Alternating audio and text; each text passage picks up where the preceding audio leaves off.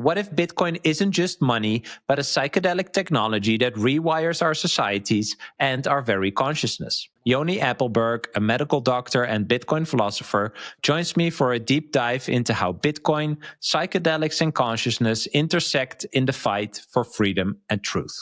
As someone who has navigated these realms myself, this conversation felt like an awakening journey, and I hope you find value in it too. All right, let's dive in.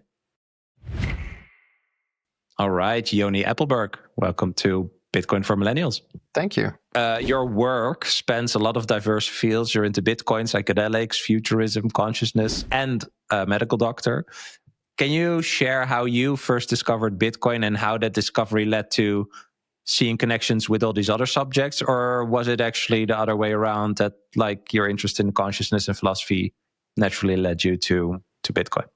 No, that part came later. I was still in med school when I wasn't. I'd graduated, but I was in this like trading group for some reason. I don't really know why. And the most valuable thing that I got out of that trading community was the community, and just knowing people who were interested in monetary history, Austrian economics, and so I was getting exposed to some of these ideas, and some of these investors started hearing about crypto stuff. And so I consider myself to be class of 2016, and back then I just stumbled upon the white paper in that community, read it, dismissed it, didn't understand it. And and so that was my first touch point. And I needed maybe 3 or 4 touch points. Most people get by or are happy with like 3 touch points before they actually become orange pilled. I needed more because I'm a slow learner. So yeah, that happened. That was my first touch point. And that one was I was just gradually exposed to Bitcoin. And I started started writing about Bitcoin for myself to understand it. And then I started making videos about Bitcoin. I did one video back in 2017, I think, that I know for a fact that Michael Saylor must have leveraged somehow, because he uses those ideas, like the idea that Bitcoin is Manhattan real estate, for example. And so, yeah, I started making videos mostly for myself to better comprehend the technical aspects and the economic aspects of Bitcoin. And then I gradually got into the philosophical stuff. Yeah, it's interesting that when someone shares, in the beginning, I read it, I kind of dismissed it, to then today you describe Bitcoin as a psychedelic technology that rewires not just minds, but societies. Mm-hmm. Yes. How can we start unpacking that metaphor? Like, how do you see Bitcoin as psychedelics and psychedelics as like a parallel consciousness expanding force? Well, it's a big question, but we could just start unpacking. So yeah, Bitcoin is a psychedelic, and not really in a metaphorical sense either. It's a psychedelic in a quite literal sense. It's not a chemical psychedelic, but it's an economic psychedelic. And it's not a psychedelic in the sense that it releases dimethyltryptamine in your brain or bind to 5-HT2A receptors like the classic chemical psychedelics. But it is a psychedelic in the sense that it reveals the structure of reality that you were too domesticated to notice. So it's a psychedelic of economics. Mm. It dissolves the hallucination of the state's control over value, just as, say, psilocybin dissolves the hallucination of the ego's control over mind. So both Bitcoin and psychedelics are self-organizing systems that emerge from some form of chaos. Bitcoin is the mycelium of money. It's distributed, resilient, anti-fragile, and it has no central spores. It's just essentially consensus propagating through the digital soil. And it replaces central banks, which are which is a top-down order, with peer-to-peer consensus, which is a bottom-up self-organization. Yeah. And what psychedelics do is that they reshape your inner landscape in a similar way. So the ego dissolves and something much freer emerges. And that is an inner state with no central control.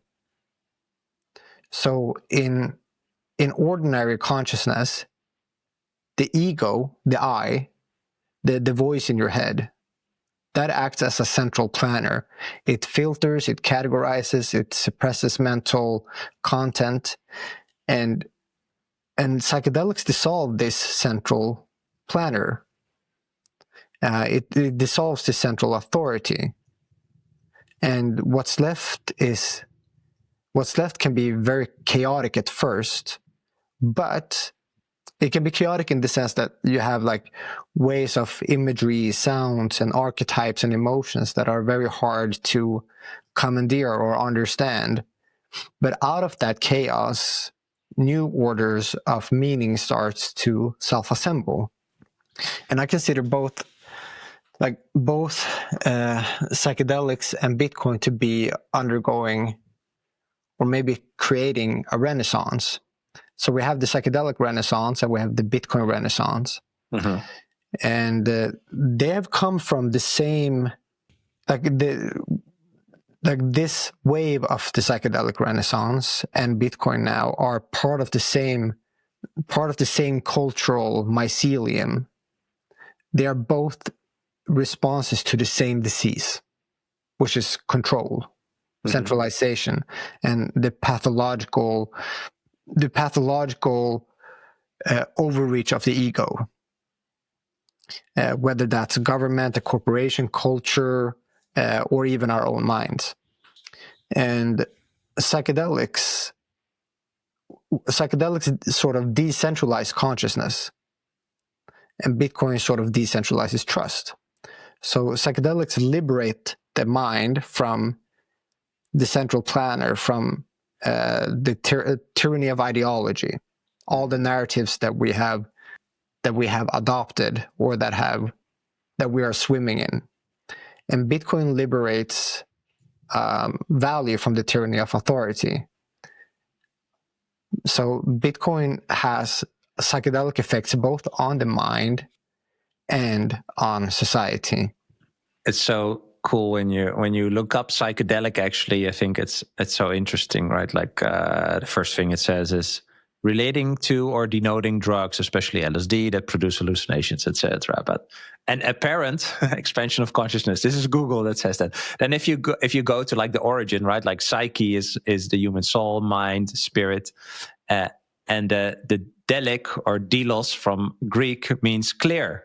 Mm. So it's a clear mind, or it says manifest spirit. Like you get to a certain essence, basically, and it throws away, or it demasks like the veil that, or like the glasses that you've been viewing or processing reality through. And I think how you share it there, it's a very clear similarity, but it's just on a different subject of.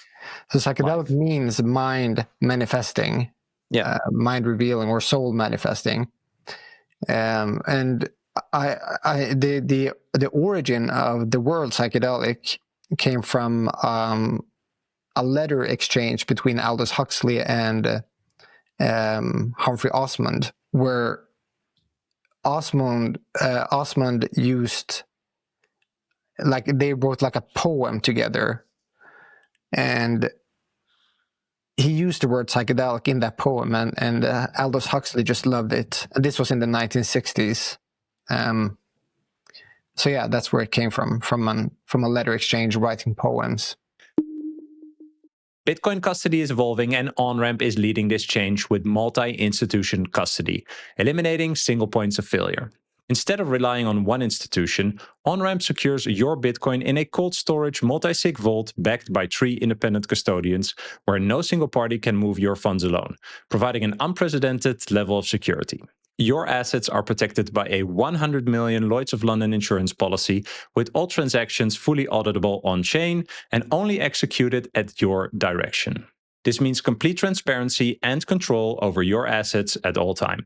Beyond custody, on-ramp provides comprehensive Bitcoin services that include trading, lending, inheritance planning, and IRAs. You can view them as your private Bitcoin banking partner tailored to your wealth preservation goals. Whether you're new to Bitcoin or an experienced holder, on-ramp's approach helps you secure your generational wealth with unmatched security and peace of mind. You can sign up at onrampbitcoin.com and use code BRAM, that's BRAM, to receive $150 in Bitcoin after your first deposit. If you first want to learn more, you can also book a free consultation via their website to speak with one of their Bitcoin custody experts. Tell them you came through me, and they'll take extra good care of you. My American friends, I've got something for you. If you're into Bitcoin, you want to grow your stack in any way possible. What if you could do it effortlessly just by spending your fiat? The Gemini Bitcoin credit card is designed to help you do just that by giving you instant Bitcoin rewards on every purchase. Just use it like any other credit card and earn back up to 4% on transportation, 3% on dining, 2% on groceries, and 1% on everything else. There are no annual fees for this card and no exchange fees to receive your Bitcoin rewards. Sign up to get your limited edition Bitcoin Orange credit card and earn a $200 Bitcoin bonus when you spend $3,000 in the first 90 days. You can find more information and terms in the description below, or go to gemini.com/Bram to sign up today and start stacking effortlessly. That's gemini.com/Bram. So if Bitcoin and psychedelics both kind of reveal hidden realities, they show you there is something else that is also real, right? Real in air quotes.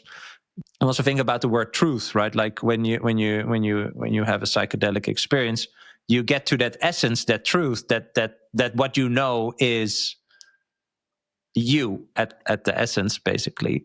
And I think once you have gotten there one or more times, it actually gives you a new perspective on living in a reality alongside of your ego, and you actually have a tool or a certain understanding to help you combat the ego and be more conscious about whether or not you want to allow that in your life, right? And I think with Bitcoin it is similar because you are acting from a certain truth, right? Like the Bitcoin, the base layer in Bitcoin, like the data in the blockchain, is the engineered ultimate truth of this entire system. And so the only thing you can do is align yourself with the truth and follow that in your reasoning when you talk about Bitcoin and compare it to the fiat money system.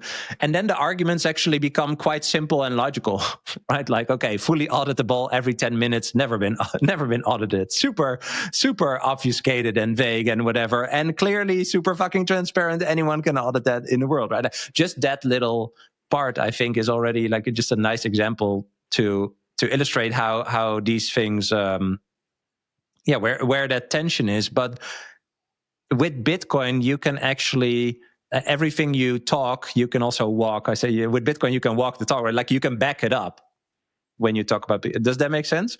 Like with fiat, it's always just trust me, bro. Like I'm a person with a certain hierarchical label. And because I say so, you must accept that this is the truth because I'm higher than you in this hierarchy, right? But fiat is a self-perpetuating scam.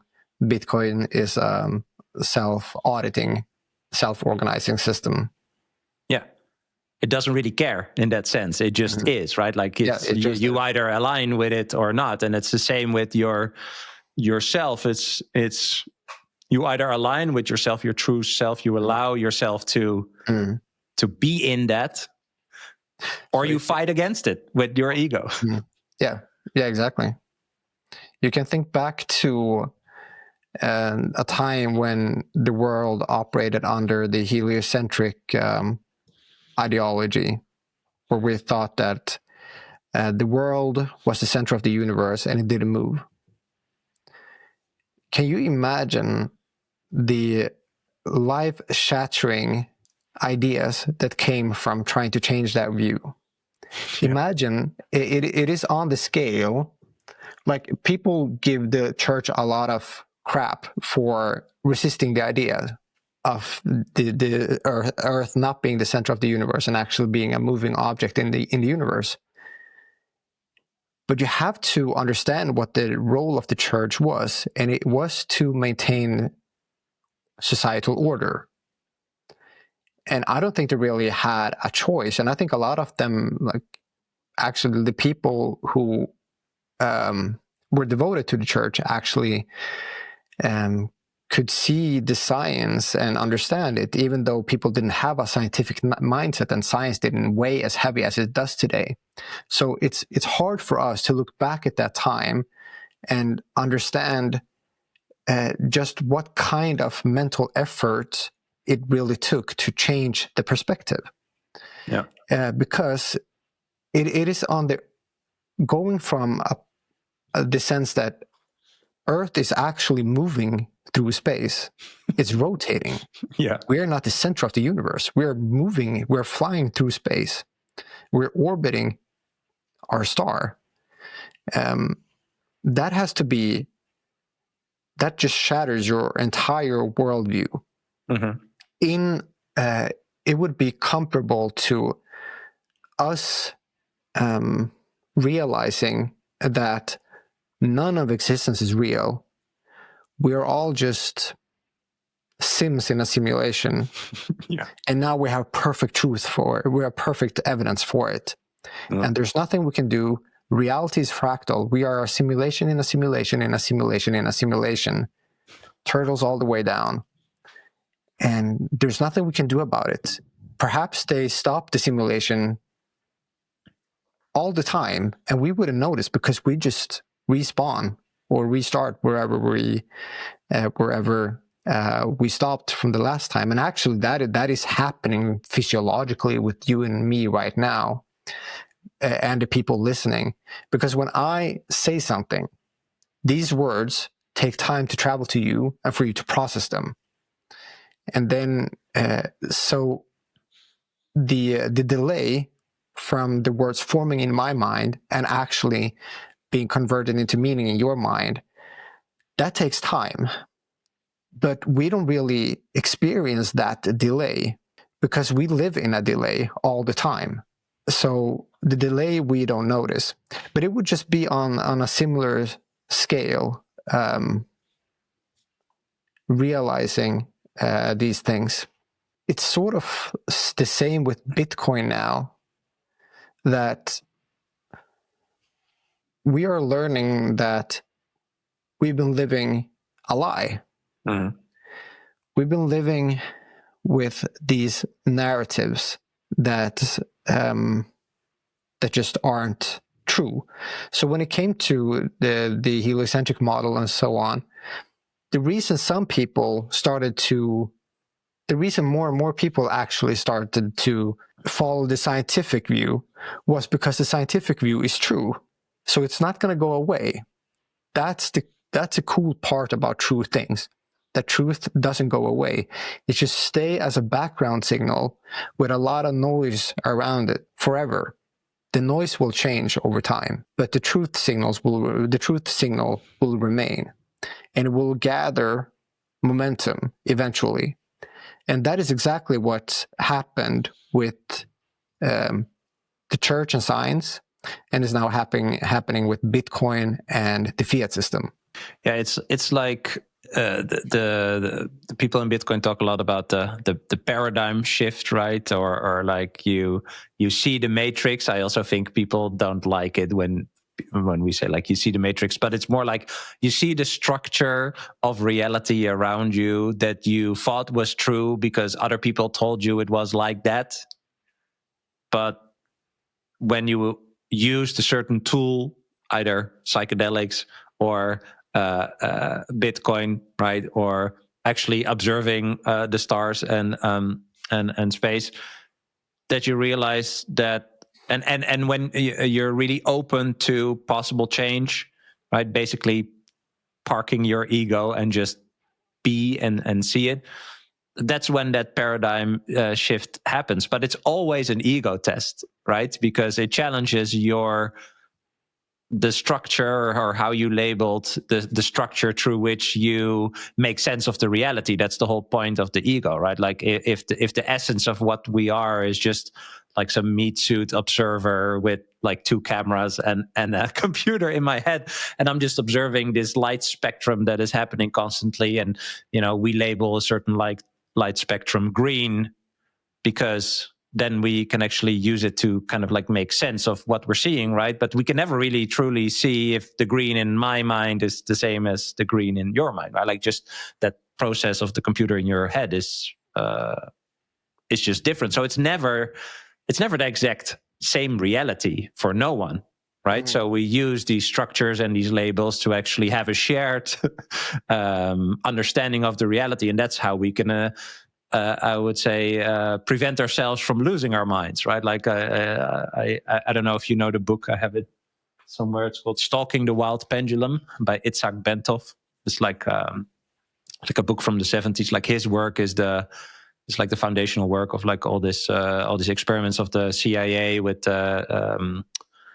like remote viewing stuff. I don't know if you're into that, but he talks about this. Like losing your mind is literally having such a paradigm shift happening too soon, too fast, that you go crazy because you cannot perceive the reality anymore like the majority of other people perceive it, right? That's why you are crazy, because you are seeing something that other people don't see. But that doesn't necessarily mean that it's not true for you, right? And yeah. Yeah, it's not crazy in the pathological sense that you are suffering from psychosis necessarily, but you are crazy in the mind, in the eyes of the commoner. Yeah, and that can be equally dangerous. Yeah, in just the social sense, more also, right? Yeah, exactly. Yeah, just like the most dangerous thing about psychedelics is getting caught using them. Yeah. They are physiologically extraordinarily safe, but they can also show you things that you are not prepared to see, and they can give you an experience that you are not prepared to have. And if it comes on very sudden, then it can be quite, it can shatter your worldview in a way that you are just not apt to deal with. Yeah. And for some people that happens with Bitcoin, but with Bitcoin you have to actually do the work to get there. Well, it's different with psychedelics. Psychedelics, they are our teachers. They are sacred. They come of this earth and they are here to teach us lessons. And we need them, and we need to heal our relationship with them, because our relationship with mushrooms, for example, have there's an infection there. We live in the greatest anomaly in human history. There has never been a normal in human history. There is always change in human history. That's the only constant. But it's the great era of prohibition. And I think in a few decades or a few hundred years' times, we're going to look back at this time and look at this era as the era of the great prohibition, and just see how incredibly authoritarian this era really is. And I don't think that most people see it that way, because they don't see the walls of the prison that they're in. Yeah. And Bitcoin helps you see that. Psychedelics help you see that. They help you see the walls of all kinds of prisons that you're in, whether that's a social prison, a spiritual prison, a physiological prison, an ideological prison. We are defined by our confinements, and the more of them we see, the more awake we can be. And that can be very, very painful because we can't, well, I say we can't, but it's very difficult to break out of all of these prisons that we have created for ourselves and that we find ourselves in through no fault of our own. Yeah. But not necessarily in a bad way, right? Or yeah, like you said, it's not like you were dumb and then you made your own prison. It's just a way of giving structure to this thing that, the reality that you're experiencing, and it makes it help you make sense of it. It doesn't really matter if it's correct or true, right? Like the fiat system helps us get by. It's used to be a wonderful system that helped us globalize. This fiat system came about because we needed money that moved faster and reached farther than anything we have ever had before, so that we could cooperate and coordinate across distance and generations. Yeah. And so we needed the fiat system to globalize. And so that's what it was for. And similarly, the ego is a system, a structure that gives us a coherence of the self, of a continuum, of being a single entity, being a single person. But there's no such things. You and I are not single individuals. We are composite organisms of a variety, a multitude of mental models that are integrated into the illusion of one single self. And when you start seeing the processes that the mind undergoes to create the ego, and when you dissolve the ego, and when you get to see all the algorithms that govern you, you start to have this sort of deterministic worldview that you are as you are because you are as you are, and you have no say in that. You have the algorithms that you have the ego that you have, and then you can dissolve that and get a glimpse of what is outside of your mental prison. Your brain is perhaps your most intimate prison, and is one that it's the hardest to escape. We can do certain things. We can dissolve certain algorithms that hurt us, but it's we can't really escape the ego long term. We can just have glimpses of what it means to live without it for short periods, for short bursts, through deep meditation or psychedelics. When you think about how your worldview changed, what kind of like profound truths have psychedelics and Bitcoin revealed to you? Like what were your breakthroughs that liberated you? I wouldn't say that I'm liberated. Bitcoin has taught me a lot of things. Psychedelics have taught me a lot of things. I know that love is the most important thing. The universe is deterministic, and we're all one. I was a chemist before I was a biologist. And when I say I'm a biologist, I mean that as doctors are biologists. And I feel that the scientific model misses half of reality, because it can measure things with precision, but only where precision applies. You can't really measure the infinite with a ruler. Mm-hmm. If that makes sense. Well, you can only measure the manifested reality, basically. Yeah, exactly. Yeah. Only the dream world you can measure. Yeah. Not the real world. And I feel that reality has levels. Mm-hmm. And I'm struggling with the idea that everything might be consciousness. Gun to my head, I believe that consciousness, awareness, is an emergent property of our biology. But like 70 years of research into the hard problem of consciousness has gotten us nowhere, which suggests to me that we might be barking up the wrong tree, or it's just a problem that is beyond our cognitive horizons, and that we can't grasp this, or we just don't have the tool yet. But it feels to me that the only thing that we can know is consciousness.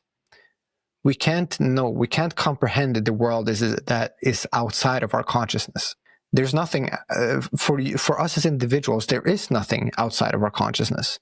We are equipped with these amazing senses, with these amazing bodies that are interfaces to physical reality, if there is such a thing. We take in radiomagnetic waves, for example, and our eyes and our brains turn it into vision, to colors and stuff. But colors and shapes and things don't really exist out there in the world. This is a fabrication of our mind. It's a simulation of the outside world.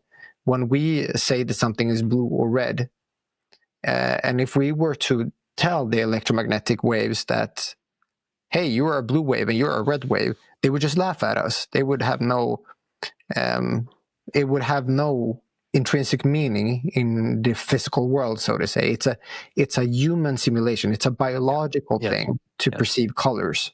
Yeah. So we live by definition in a simulation, the simulation that is created by our brains, and which we have inherited from simpler creatures all the way back to when we were fish. Yeah. And we have evolved these experiences.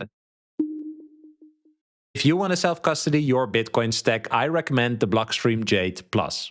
I've been using this premium Bitcoin-only hardware wallet for a few months now, and I love its design and ease of use. What makes it stand out is its open source hardware and software, and Blockstream's unique genuine check, which makes sure that your device is authentic. No backdoors or compromises. You can connect with the Jade Plus however you want. Bluetooth, USB-C, or you can go fully air-gapped with its built-in camera for cable-free QR transactions. The metal case feels solid and the color screen is easy to read. And it connects with your favorite Bitcoin apps like Blockstream Green, Sparrow, and Electrum. Get your Jade Plus today at store.blockstream.com and use code BRAM to get 10% of your entire order. Let's talk about something a lot of people don't think about before it's too late. Where are you storing your Bitcoin seed words? Are they truly secure? I found my solution with StampSeed.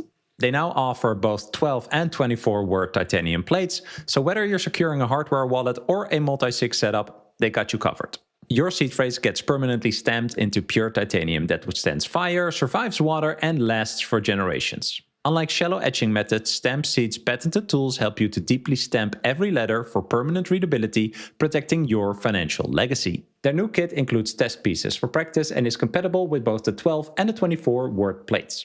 Paper seed phrases are a disaster waiting to happen. Secure your Bitcoin with StampSeed for decades to come. Go to stampseed.com and use code BRAM, that's BRAM, for 15% of your order. Also been listening to Thomas Campbell, who has this My Big Theory of Everything, and he talks about individuated units of consciousness. If we are the same, right, we come from the same origin realm or origin source, right? The source of, I would define as love. That's kind of how I would label it based on my experience. So if the source of everything, of consciousness, of God, of the creation is love, and we live in this fractal world, like you said, we live on a fractal plane of infinitely, infinitely up and infinitely down, right? We live on this little tiny plane somewhere in between.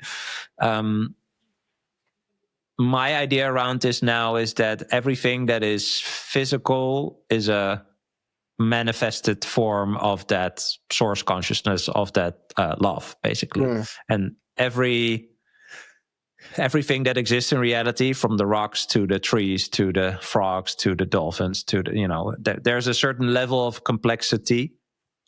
And my idea is that the more complex the organism is, the more it is able to become aware of being aware, basically, right? So you could say like a rock has awareness, and this has been shown in like these quantum mechanics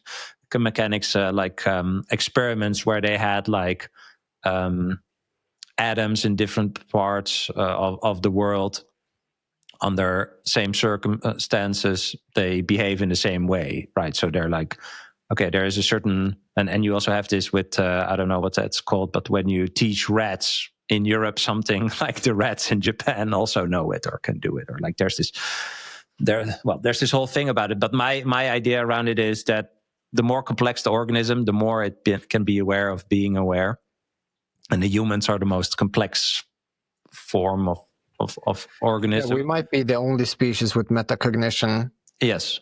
Yeah. And we are probably also the only species with an advanced time machine in our minds. And it's an incredibly powerful psychotechnology that we have developed, the ability to go back in time and go forward in time. Yeah. And it has consequences because it is the reason why we have anxiety and depression. Exactly. Yeah.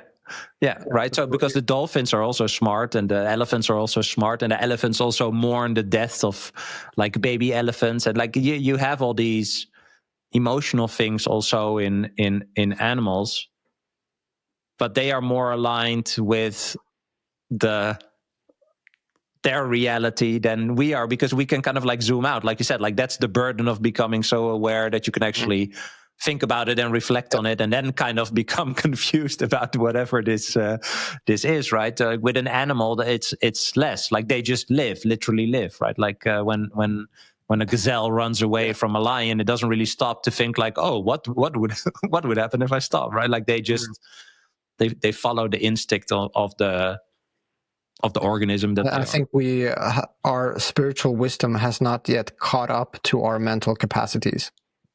Oh, I like that. Yeah, I agree. We don't really understand what we are, especially in the West. When we think about this, right? Like the psychedelics are a portal to, or a tool to perceive the reality different, to kind of like see this matrix, cage, paradigm, however you want to define it, right? That we're in, that we're not necessarily, we were not really the creators of that. Sometimes there's other people that are creators of that. Sometimes it's like... Let me just clarify one thing here, that some people have a misunderstanding of what psychedelics do. Some people think that that you are sort of catapulted into a different place, like you move your consciousness to a different place. Other people think that you sort of invite things into you.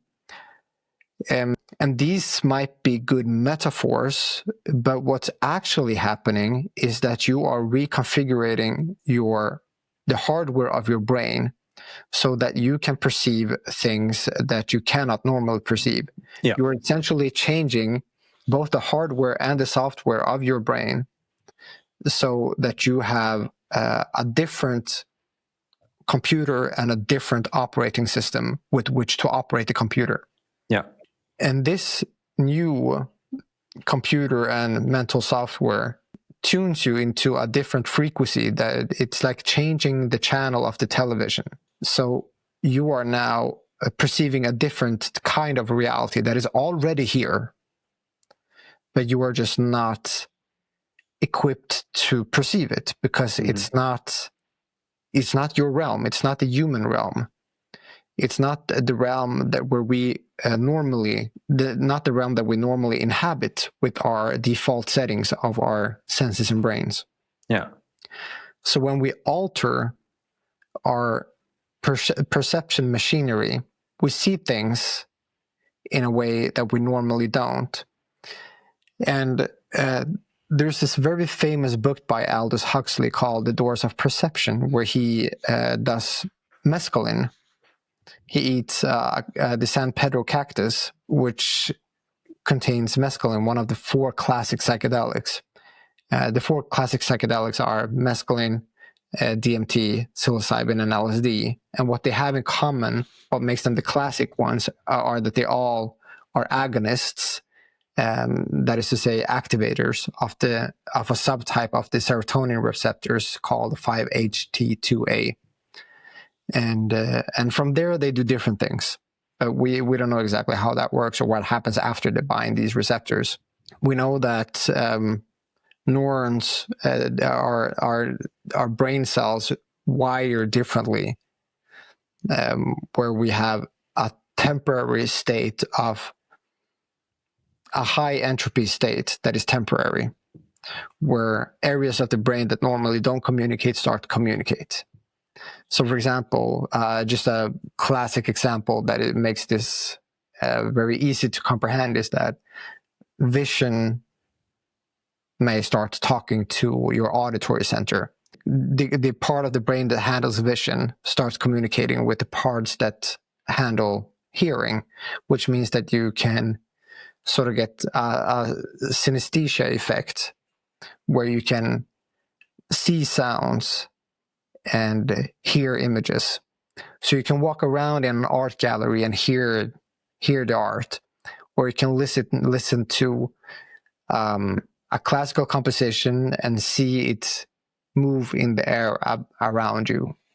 These types of experiences. So yeah, psychedelics change the hardware and our software, and it tunes us to a different frequency, a different realm. If you agree that that what we live in is endlessly, you can zoom out endlessly and you can zoom in endlessly. There's always something new to explore, and psychedelics are a way to we live in this very, very tiny, narrow sliver of reality where we have access to only things that are sort of similar to us in size. We cannot perceive what's going on inside cells, or let alone the subatomic realm, because we're too big for that. We don't have the sensory perception for it. We can't understand or perceive what happens at the cosmic scale either. We're sort of in this in-between size. Same with time. We perceive human time. Time is specific to every species, which a lot of people don't think about. But like, you perceive time very differently from a fly and a tree, if a tree would have any perception. A fly probably thinks of us as these vast and slow-moving entities, if they had the ability to perceive us that way. Mm-hmm. A mountain, if it could perceive, would see us kind of like we see flies, or even more erratic. And we don't really have the ability to perceive the world like they do in ultra rapid or ultra slow pace compared to how we see things. And then, of course, then there are the levels of abstraction. Like, there are different levels to reality, and we can sort of comprehend a few of the abstract ones, like that money can be defined sort of as a collective hallucination. It's just an agreement that we have. Mm-hmm. Same with borders, laws, religion, ideologies, and those are all narratives that shape how we live our lives. But like, what's real? I think Bitcoin is, well, you cannot really ban Bitcoin, like you cannot really ban consciousness or the psychedelics, but they're trying to. Yeah. Do you see Bitcoin facing similar pressures? I mean, it challenges this centralized monetary control, right? They are both a tool to break this matrix or this construct of reality that other people put on you. The war on drugs is really a war on consciousness. Mm-hmm. And the war on Bitcoin is really a war on freedom. Bitcoin being freedom and consciousness being truth, they will remain. They can be oppressed, but they cannot be, and they can be outlawed, but they cannot be banished. Bitcoin will remain, Bitcoin will survive, and so will consciousness. And we just have to live through this rough patch of authoritarianism, where they're trying to clamp down on our freedom, our money, and our minds. This introduction of Bitcoin as this tool for freedom, or, well, you said it's a war on fiat is a war on freedom, right? Or Bitcoin is like a tool to get your freedom and your sovereignty back. So maybe I introduced that too harshly, but like, what is that battle for you? How big is that for you? Oh, it's the most important. It's the most important battle.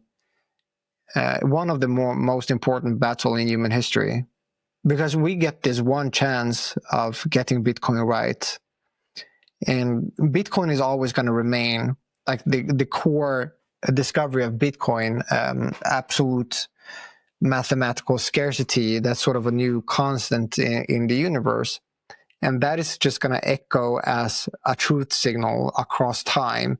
But then the ecosystem that we build on top of that discovery, and so the inventions that we build upon the discovery, like Bitcoin, people talk about Bitcoin as an invention or a discovery. Of course, it's both. Like the ecosystem, everything that we build upon it, the network, those are all inventions. And those can be hijacked. And Bitcoin is the perfect, like this perfect dystopian Orwellian surveillance tool if the ecosystem gets hijacked. And we cannot fuck this up. We get this one chance to make this right. We cannot destroy Bitcoin. It's very, very important that we don't. And to understand why Bitcoin is important, this is perhaps an even bigger question than religion, but you have to understand why money is important. So Bitcoin is forming a new nervous system for civilization where we communicate value. And the fiat system drives an illusion where Bitcoin wants transparency. Bitcoin is a battle against the architecture of control. It is the next phase of the battle for freedom for humanity. We had the Gutenberg printing press in the 1400s. We had the separation of church and the written word because of that. We had the internet, which freed information, and now we have Bitcoin, which frees money. And language and money are two of the most important and fundamental protocols of organizing a civilization. If we were to suddenly lose the control of language, we would revert back to the Stone Age very fast. And if our money were destroyed, we would also revert to a much, much simpler state of civilization. Mm-hmm. We would experience the unraveling of society if we lost money. We need money to cooperate and coordinate our resources and the workforce across time and distance. Because what we have now in the fiat system isn't money at all. It is state-controlled inflationary surveillance tokens. They are damaging us spiritually, financially, physically, mentally, and we need to fight our way to freedom by breaking out of the fiat system in the same way that we had to fight our way out of the church's stranglehold on the written word and on truth. Mm.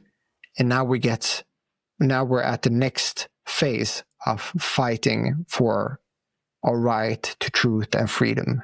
This is amazing. It's an amazing subject, right?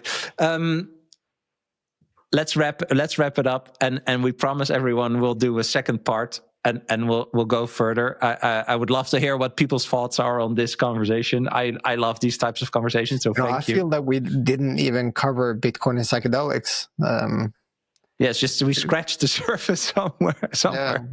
Yeah. None of my theories we covered, but they're in my new series on YouTube. Yeah, and I'm gonna go to Ioni Ioni Appelberg on YouTube. I have a series on Bitcoin as an economic psychedelic. Yeah. Well, that's how I refound you, I would say. You started publishing this series. I will link to it in the show notes so people can check it out. I think it's super fascinating. And I think this was a great first attempt. Yeah, I wanna ask you my last question, because I ask everyone the same question at the end, and that is, what is a core belief you will never let go of? That consciousness is undeniable. Awesome. Well, thanks so much for sharing. Thanks so much for taking the time to explore this with me. And yeah, let's do it again sometime. And for everyone listening, let us know what you thought of this exploration. And if you have any tips, questions, comments, just let us know. And Ioni, thanks again a lot. Man. I appreciate it. Thank you. I hope you enjoyed this episode. If you did, you can click here to find more just like it, and click here to find all Bitcoin for Millennials podcast episodes. Also, please like this video if you want to help shine a light on the message of Bitcoin, and subscribe to my channel to stay connected. I hope to see you for a next episode. Bye.